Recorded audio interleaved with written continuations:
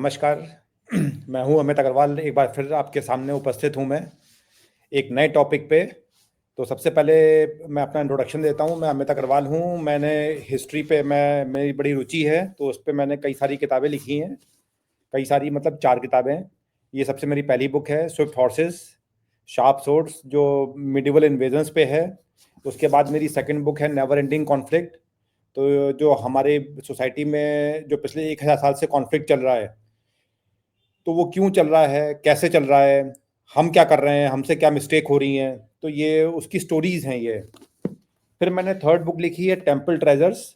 तो इसके ये जो है हमारे ये जो मंदिरों का क्या इतिहास रहा है, हमारे मंदिर कब से बनने शुरू हुए। पहले अग्निकुंड होते थे वैदिक काल में, उसके बाद धीरे धीरे जो है उन्होंने मंदिरों का रूप ले लिया, गगनचुंबी मंदिरों का। तो क्या टेक्नोलॉजी यूज हुई, कहाँ से हम इन्फ्लुएंस हुए, कहाँ हमने लोगों को और इन्फ्लुएंस किया, तो उसकी पूरी हिस्ट्री जो है वो मैंने उस किताब में लिखी है। और जो मेरी चौथी बुक है, जो 2-3 महीने पहले ही रिलीज हुई है, वो है क्रॉसिंग कॉन्टिनेंट्स। तो ये यूरोपियन ट्रैवलर्स जो मिडिवल एरा में आए थे, औरंगजेब के टाइम पे, शाहजहां के टाइम पे, जहांगीर के टाइम पे, तो उन्होंने जो है इंडिया को देखा। क्या देखा उसमें, उनके क्या ऑब्जर्वेशन थे, तो वो जो उनके ऑब्जर्वेशन उन्होंने अपनी किताबों में लिखा है, वो एक्चुअल हिस्ट्री है। उन्होंने बिना किसी वाइट वॉश के, बिना किसी लाग लपेट के उन्होंने अपने इंडिया के बारे में लिखा है। तो उसमें से हम कुछ एक्सट्रैक्ट कर सकते हैं कि वो हमारी हिस्ट्री क्या रही होगी। तो इन लोगों ने बोला है कि औरंगजेब ने कितने हमारे मंदिर तोड़े, कितने लोगों को मारा उन्होंने, जबकि रोमिला थापर कुछ और बोलती हैं कि उन्होंने मंदिर बनवाए भी। तो एक्चुअल हिस्ट्री पढ़नी है तो वो उन यूरोपियन ट्रेवलर्स की किताब पढ़िए, और उसका निचोड़ जो है वो मैंने इस किताब में लिखा है। तो चलिए आज के टॉपिक पे शुरू करते हैं, चलते हैं। तो मेरा आज का टॉपिक है जिसके बारे में हम बात करेंगे, वो है शिवाजी महाराज। अब शिवाजी महाराज एक यूनिक पर्सनालिटी हुए हैं पिछले 1000 साल में। ना उनके पहले ऐसा कोई हुआ, ना उनके बाद ऐसा कोई हुआ। तो ऐसा क्या था जो हम उनको पूछते हैं आज, और स्पेशली महाराष्ट्र में तो उनको बिल्कुल भगवान का दर्जा प्राप्त है। तो तो उन्होंने मतलब क्या किया, क्या स्ट्रेटेजी बनाई। तो सबसे पहले हम बात करते हैं कि युद्ध नीति की। तो युद्ध नीति में 3 चीजें होती हैं। एक तो होती है स्ट्रेटेजी, एक होती है टैक्टिक्स, और एक होती है एक्चुअल युद्ध में ब्रेवरी। तो इसमें जो स्ट्रेटेजी का पार्ट होता है, अगर हम इसको डिवाइड करें थोड़ा थंब रूल के हिसाब से, तो 60% मैं स्ट्रेटेजी को देता हूं कि अगर आपकी स्ट्रेटेजी ठीक है तो आपके 60% आपके चांस हैं आपके जीतने के। 30% टैक्टिक्स पे, और 10% जो है आपकी ब्रेवरी पे, कि आप युद्ध में कितने अच्छे जो है वो कला का प्रदर्शन कर रहे हैं, तलवारबाजी का है या धनुष्वाण का, या आजकल जो है गन्स का, कितने निशाना ठीक चल रहा है आपका। तो वो जो है ब्रेवरी जो होती है युद्ध मैदान में, उसका कंपोनेंट जो है, उसका परसेंटेज सिर्फ 10% है। असली चीज है स्ट्रेटेजी। तो स्ट्रेटेजी में मतलब कि युद्ध कला में हम युद्ध में कैसे भाग लेंगे, कब लेंगे, कैसे लेंगे, हमारे पास क्या इक्विपमेंट होगा, हम कहाँ से उस पर आक्रमण करेंगे, या हम कहाँ पे डिफेंड करेंगे। तो ये जो जो जो लार्जर होता है स्फीयर, उसमें जो युद्ध कौशल हमें दिखाना होता है, तो वो कहलाती है स्ट्रेटेजी। तो शिवाजी महाराज में यही एक सबसे बड़ी खासियत थी कि उन्होंने अपनी स्ट्रेटेजी बनाई कि कैसे जो है औरंगजेब से उनको लड़ना है। औरंगजेब उनके समकालीन थे। औरंगजेब की सेना थी लाखों की, इनकी सेना होती थी 10 से 15 हजार मराठों की। फिर भी इन्होंने हराया, तो उन्होंने सोचा कि हम कैसे हरा सकते हैं 10,000 लोग 1 लाख की सेना को। तो उसके लिए उन्होंने जो है वो स्ट्रेटेजी बनाई। उन्होंने कहा कि सीधे जो है क्लोज कॉम्बैट में हम सामने आमने सामने लड़ाई में हम कभी जीत नहीं सकते औरंगजेब से, क्योंकि उनकी सेना एक तो बहुत बड़ी है, उनके पास घोड़े बड़े अच्छे हैं, उनके पास तोपें अच्छी हैं, उनके पास तलवारें अच्छी हैं, धनुष्वाण अच्छे हैं, सब कुछ अच्छा है उनके पास। बट फिर भी हमें जीतना है। तो वो कैसे जीता जाए, तो वो जो है उन्होंने स्ट्रेटेजी बनाई। तो उसी स्ट्रेटेजी को हम डिस्कस करते हैं। और जो उसमें सबसे जो मशहूर उनकी जो बैटल है, वो है अफजल खान वाली। वो हम सबको पता है, लेकिन मैं थोड़ा उसको डीप में जाऊंगा मैं, कि उन्होंने उस समय क्या किया। तो जो शिवाजी महाराज अभी उसी समय जो है वो महाराष्ट्र के किलों पे, उन्होंने पुणे के आसपास उनका जो है, पुणे और रायगढ़ पे उनके आसपास उनका आधिपत्य था। और जो बहामनी सुल्तान थे आदिल शाह, तो उसका एक गवर्नर था या सेनापति था अफजल खान। अब शिवाजी जो है वो अपना जो है राज्य का दायरा बढ़ाते जा रहे थे वो। तो ये बात जो है बहमनी सुल्तान आदिल शाह को पसंद नहीं आई कि ये क्या हो रहा है, ये कल का लड़का जो है सर उठा के जी रहा है, ये काफिर जो हैं ये कैसे कर रहे हैं, ये तो इसको कुचलना होगा इससे पहले कि बड़ा हो जाए वो। तो उन्होंने अपना अफजल खान को भेजा। अब अफजल खान जो था वो 6.5 फुट का बंदा था, वो उसके पास भी जो है हजारों की सेना थी, 40-50 हजार की। तो उसने सोचा कि क्यों हमें लड़ना है, तो उसके लिए जो है उसने एक वो भेजा अपना सिपाही, अपना जो दूत भेजा, उनको कृष्णा जी नाम था उसका, उसको बोला कि क्यों लड़ना है, लोग मारे जाएंगे, चलो हम निगोशिएट कर लेते हैं कहीं पे बैठ के, और तुम हमारा जो है वो आधिपत्य स्वीकार कर लो और हमारे गवर्नर बन जाओ, हमें टैक्सेस देते रहो हर साल में, बस हमें इतना ही चाहिए, बाकी हमें और कुछ नहीं चाहिए, लड़ना से कोई फायदा नहीं है। तो वो उन्होंने दूत भेजा कृष्णा को शिवाजी के पास। अब वहां पे शिवाजी ने जो है, जो पहले किसी हिंदू राजा ने नहीं किया, उन्होंने बोला कि भाई तुम भी हिंदू हो, हम भी हिंदू हैं, तो क्यों जो है तुम थोड़ी हमारी हेल्प करो इसमें, कि वो क्या सोच रहा है अफजल खान। तो थोड़ा उसने जो हिचकिचाया कृष्णा, उन्होंने बोला कि मैं तो अफजल खान का दूत हूं, मैं ये कैसे बता दूं, लेकिन मैं ये आपको आगाह कर देता हूं कि आप सेफ नहीं हो वहां पे, उसके इरादे नेक नहीं है, आप संभल के रहना। ये कह के वो चले गए। उसके बाद जो है शिवाजी को समझ में आया कि उसके उनके साथ छल किया जा सकता है, और ये मुगल और जो इतने भी तुर्की थे, अफगान थे, हमेशा से छल करते हुए आए थे, ये पूरी इनकी हिस्ट्री में है। वो कभी भी ऐसा नहीं था कि बहुत ब्रेव थे और उन्होंने जो है युद्ध मैदान में लड़के जो है वो जीता उन्होंने। उनका जो रूल होता था मुस्लिम इन्वेडर्स का, कि एक ही रूल था कि उनको जीतना है, बाकी कोई रूल नहीं था। साम दाम दंड भेद छल कपट सब कुछ वो यूज करते थे वो लोग। तो बहुत सारे जो युद्ध जिन्होंने जीते वो इसी बल पे जीते। तो शिवाजी महाराज ने भी सोचा कि हम भी ऐसे ही करेंगे। तो अधर्म की लड़ाई जो है वो धर्म से नहीं जीती जा सकती, अधर्म की लड़ाई अधर्म से ही होगी। तो उन्होंने अपना दूध वापस भेजा अफजल खान को। अपना दूध कम स्पाई था, वो जासूस था, उसको उसको सौंपा गया कि तुम पता लगा के आओ कि अफजल खान क्या सोच रहा है। तो उस स्पाई ने, जासूस ने बताया कि अफजल खान के इरादे नेक नहीं है और वो आपको मार देगा, वो जब आप निगोशिएट करने के लिए उससे मिलोगे।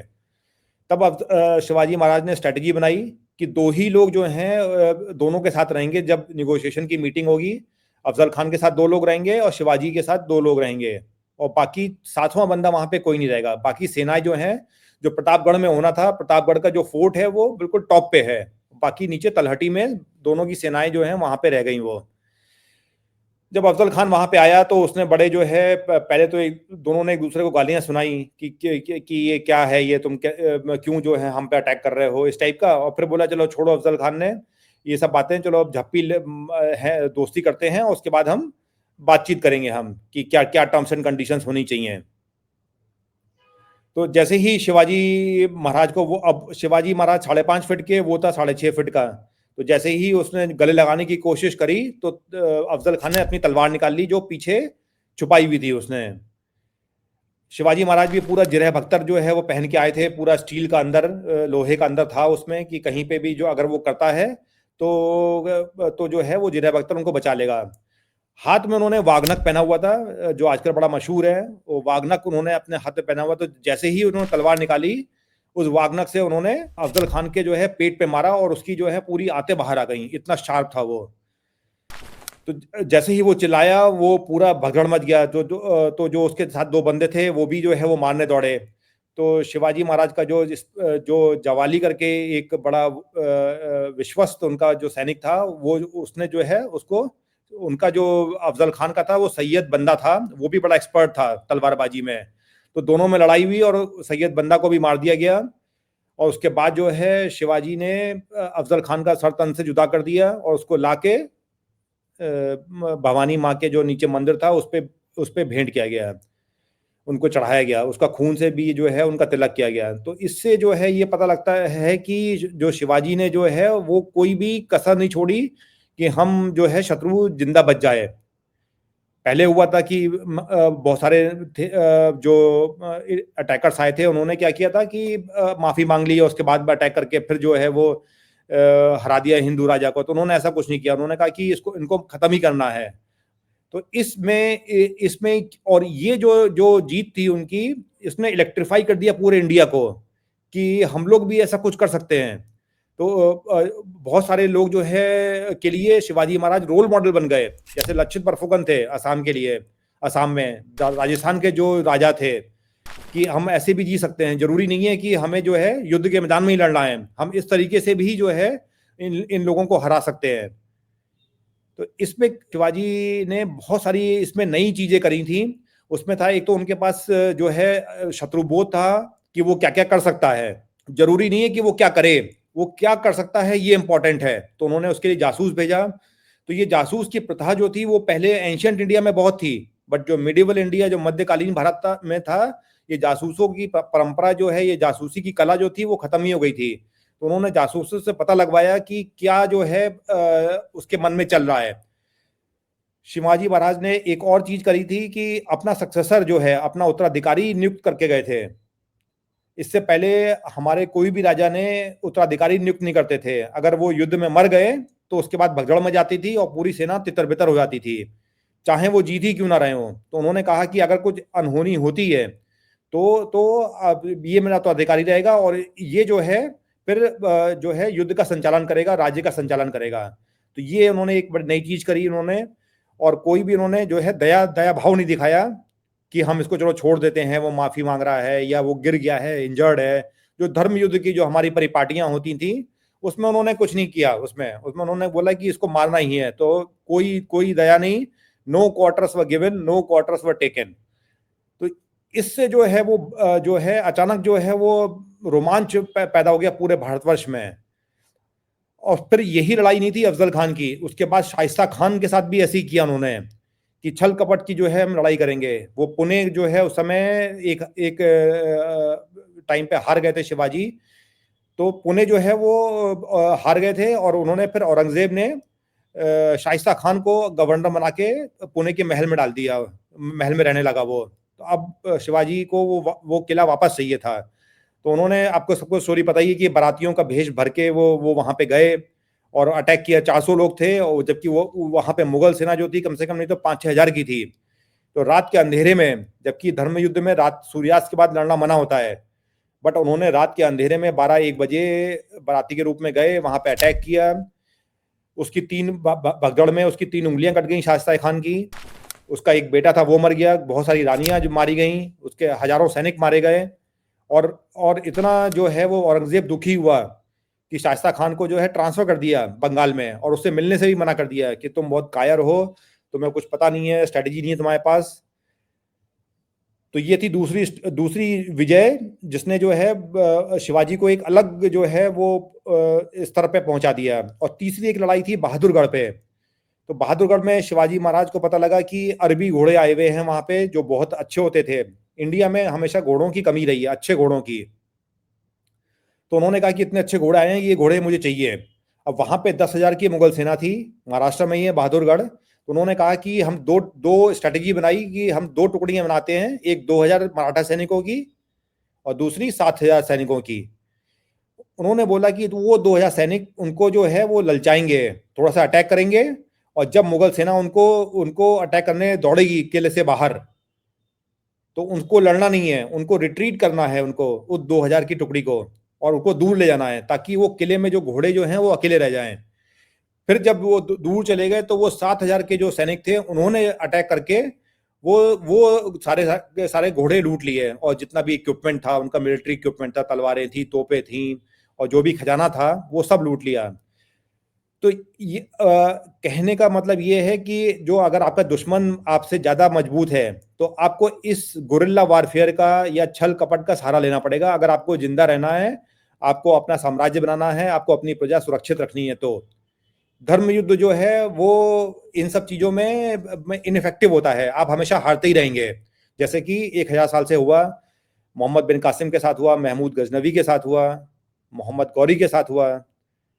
तो इन सब ने हमें इसी टाइप से हराया। तो हमें देखना है कि उनके क्या एसेट्स हैं, और उनको कैसे कैसे उसको नेस्तनाबूद करना है, कैसे उनको उसको इनफेक्टिव करना है, तभी जो है हम जीत सकते हैं। तो ये जो लेसन है शिवाजी के, वो आज भी इफेक्टिव हैं कि हमें कैसे जो है अपने दुश्मनों को हराना है हमें। तो इसी पे मैं अपना आज समाप्त करता हूँ। मुझे आशा है कि आप लोगों को ये पसंद आया होगा। अब अगली बार मिलेंगे एक नए टॉपिक के साथ, जहाँ पे मैं इसी सब चीज़ों के बारे में डिस्कस करूँगा। धन्यवाद, नमस्कार।